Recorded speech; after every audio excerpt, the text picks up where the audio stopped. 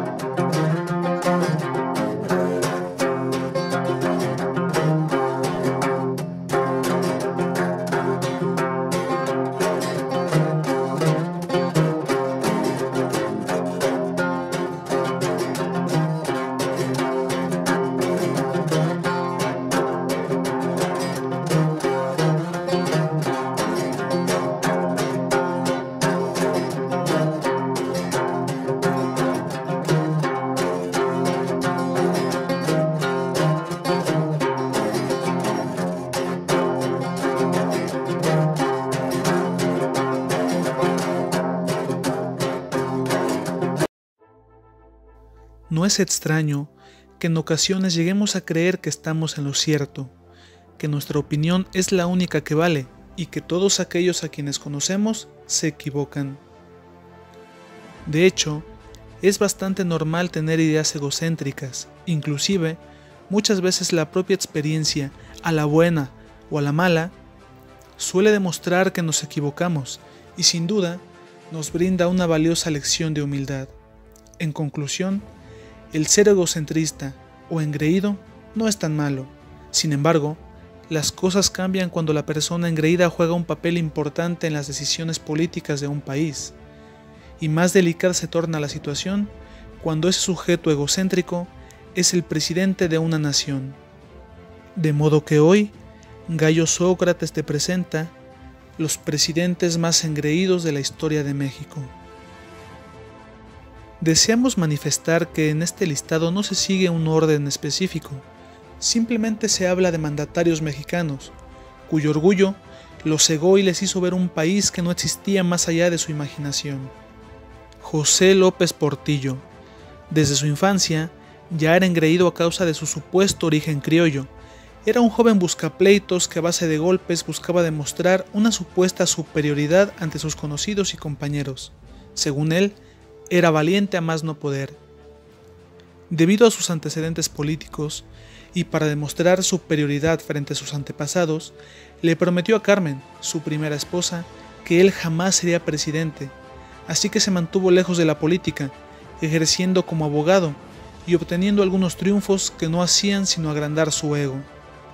Ya a los 40 años, finalmente comenzó a implicarse en asuntos políticos, ocupando cargos como la Subsecretaría de la Presidencia, la Subsecretaría del Patrimonio y la dirección de la Comisión Federal de Electricidad, hasta que en 1973 llegó a la Secretaría de Hacienda sin tener ninguna preparación.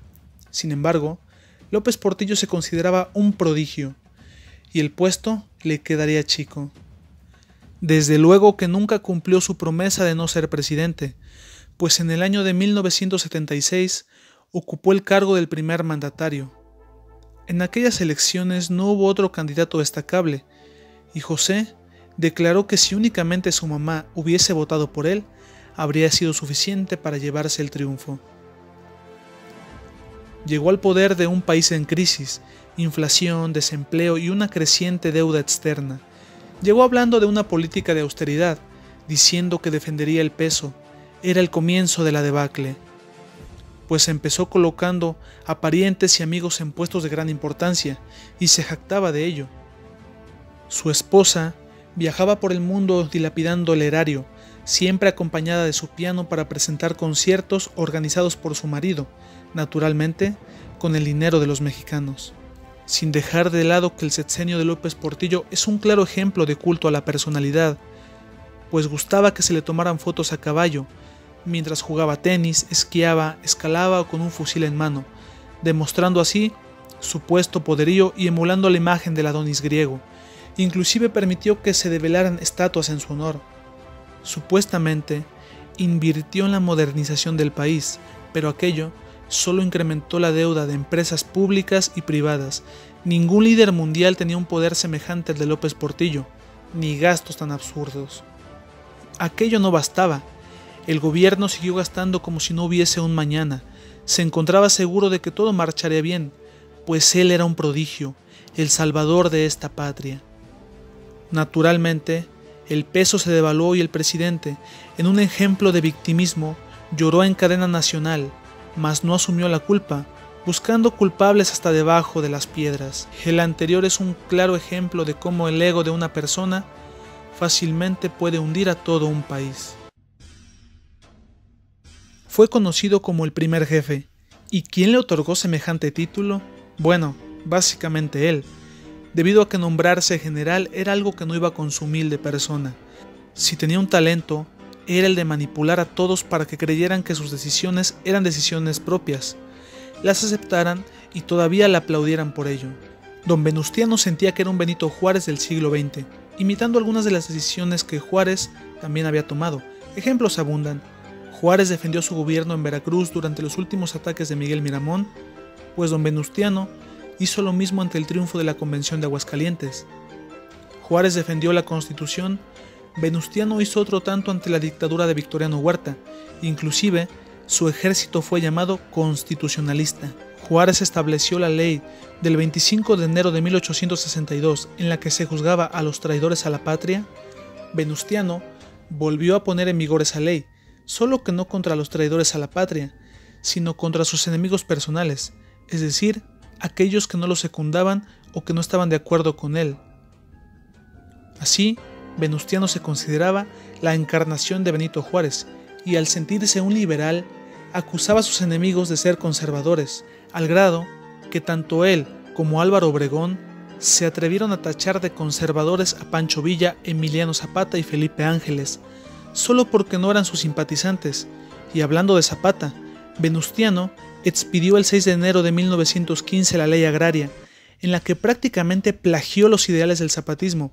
Eso sí, se quedó con todo el crédito. Y la cosa no termina ahí, dado que durante la toma de Zacatecas buscaba que Pánfilo Natera, uno de sus subalternos, se llevara toda la gloria para el bando constitucionalista, llegando a amenazar con destituir a Pancho Villa de su cargo como general de la División del Norte. Es decir, estuvo a punto de perder una batalla decisiva solo porque deseaba convertirse en el centro de todo, en el gran protagonista. Ya una vez que Victoriano Huerta dejó la presidencia, se negó en absoluto a los acuerdos de la Convención de Aguascalientes, pues lo desconocían como presidente y primer jefe, ocasionando que su enorme ego diera inicio al conflicto civil entre villistas, obregonistas, zapatistas, supuestos constitucionalistas y demás, hundiendo al país en 6 años de caos e inestabilidad. Ni qué decir de la promulgación de la Constitución de 1917, que fue el sello con el que deseaba inmortalizar su gobierno, tomando aportes del Plan de Ayala y varias ideas del proyecto de nación villista, así como los ideales convencionistas, adjudicándose todo el mérito, como era su costumbre. Sin duda, don Venustiano fue un hombre autoritario, intolerante ante la crítica y manipulador, pero sobre todo, egocéntrico como pocos. Y concluimos con Antonio López de Santana. Nos preguntan si fue engreído. Basta decir que ocupó la presidencia en 11 ocasiones. Era tan engreído que no le interesaba el poder, sino el prestigio que éste le otorgaba a su persona. Y el poder o el destino del país le importaban tan poco que inclusive ocupó presidencias que no pasaron de un mes, abandonando el cargo por simple capricho. No solo eso, sino que, amante de la extravagancia, una vez que perdió la pierna durante una lejana intervención francesa, Santana mandó que su pierna fuese sepultada con los honores de un soldado caído, solicitando que se llevaran a cabo todo tipo de homenajes a su querida extremidad, que al haber sido parte de él, merecía la gloria. Si lo anterior no es suficiente, durante la campaña de Texas, en lugar de viajar en barco para iniciar el combate con soldados preparados, eligió que se marchara a pie y a caballo hasta aquel estado que buscaba su independencia, vistiendo a sus soldados de gala y haciéndolos pasar hambre, calor y frío debido a las inclemencias del viaje, pues lo que en verdad le importaba era lucirse como un general que desfila hacia la victoria. Ni qué decir que durante la intervención estadounidense, entre los años de 1846 y 1847, ocupó la presidencia por breve tiempo, solo para abandonarla y pedir el mando de las tropas, librando batallas en las que perdió de las formas más absurdas y sospechosas. Ya como dictador encumbrado, y esperando legitimar su gobierno, se presentó la convocatoria para escribir el que habría de ser el himno nacional mexicano, siendo un concurso en el que se eligió el himno que tenemos actualmente. Eso sí, una de las estrofas que hoy ha sido suprimida hablaba directamente de Santana, considerándolo un combatiente inmortal, cuya temible espada defendería a la nación. Además, el día que se efectuó la ceremonia del estreno de dicho himno, Santana no asistió, solo porque no le vino en gana, de manera que tiempo después esa misma ceremonia se llevó a cabo ya en su presencia. No olvidemos que siendo dictador, hizo que se le llamara Alteza Serenísima, y según él, aquellos que eran sus enemigos, liberales o conservadores, eran enemigos de la patria, pues en sus palabras, él era la patria misma. Veamos si algún día alguien supera el ego del general Santana, aunque en lo personal, esperamos que eso nunca suceda. De ese modo llegamos al final de este video. Si te gustó, danos un like y suscríbete para más trabajos. De igual manera te deseamos un excelente inicio de año. Muchas gracias por acompañarnos.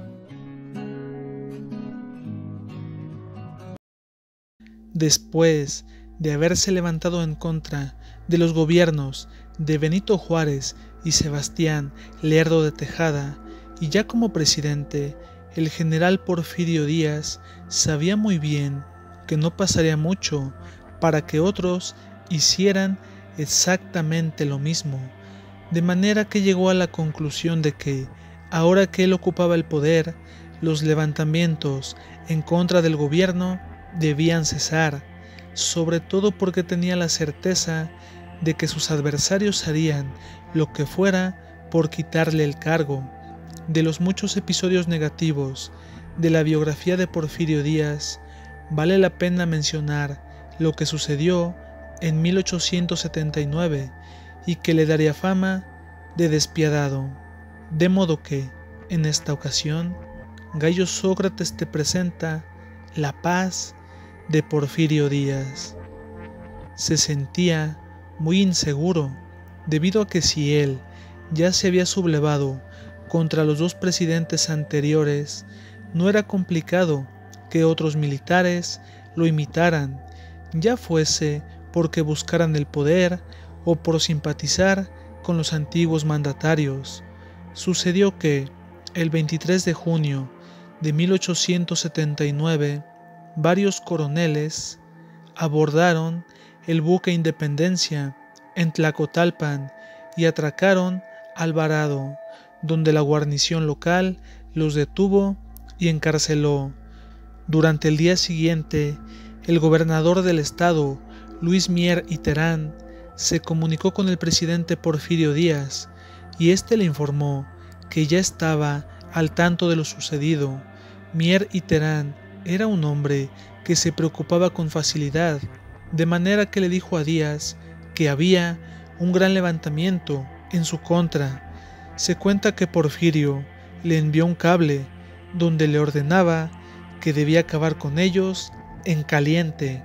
Sin más, el gobernador Mier y Terán ordenó que los hombres capturados fuesen llevados al cuartel del puerto, y durante la madrugada del día 25 se dio la orden de fusilarlos sin ningún tipo de proceso legal. Sucedió que un mayor suplicó para que se perdonara la vida de sus oficiales. Lamentablemente, los vecinos de la zona escucharon detonaciones y, sabiendo que algo no marchaba bien, solicitaron apoyo. Se le informó al fiscal del distrito y este fue al cuartel para detener al general que tenía la encomienda. Logró salvar a 3 hombres, mientras que 9 habían caído.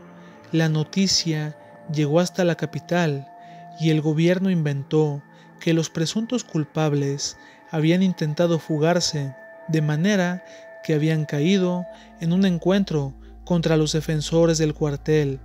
Naturalmente, nadie creyó aquella versión. La prensa exigió a las autoridades la aclaración de aquel suceso. Se generaron incontables controversias y se acusó directamente al gobernador Mier y Terán.